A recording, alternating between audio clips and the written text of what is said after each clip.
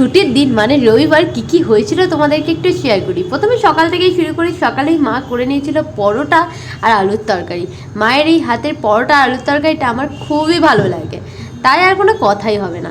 তারপরে একটু মুখে ভাবছিলাম একটু ফেস প্যাক তৈরি করি, কারণ মুখের অবস্থা খুবই খারাপ। কদিন খুব রোদে রোদে ঘুরতে হচ্ছে, জার্নি টার্নিংয়ের কারণে মুখটার অবস্থা আরও খারাপ হয়ে গেছে।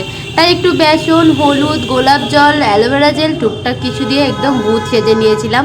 এবার হচ্ছে আমার স্নান করার পালা। স্নান করেছি, সপ্তাহে একদিনই শ্যাম্পু দেওয়ার টাইম পাচ্ছি, তাই জন্য শ্যাম্পুটা ভালো করে দিয়ে নিয়েছি। দেখতেই পাচ্ছ চুলটা এবার বেশ ভালোই লাগছিল, মানে একদম হালকা হালকা মনে হচ্ছিল। স্নান টান করে নিয়ে ভাবছিলাম কখন ভাত খাবো। আর ভাতের আজ রেসিপিটা খুবই কম হয়েছে, কারণ গরম, আর গরমের মধ্যে বেশি কিছু ভালোও লাগে না। তাই মা করেছিল চিকেন আর আমের চাটনি, বেশি কিছু টাইম পাইনি বলে। আর ভালোই হয়েছে, গরমে আর কি চলে। তারপরে কিন্তু সন্ধ্যেবেলায় খেয়ে নিয়েছিলাম এই স্যুপটা, চিকেন স্যুপ। তারপরে আমার চা দিয়ে শেষ করলাম। আবার কি, টাটা বাই।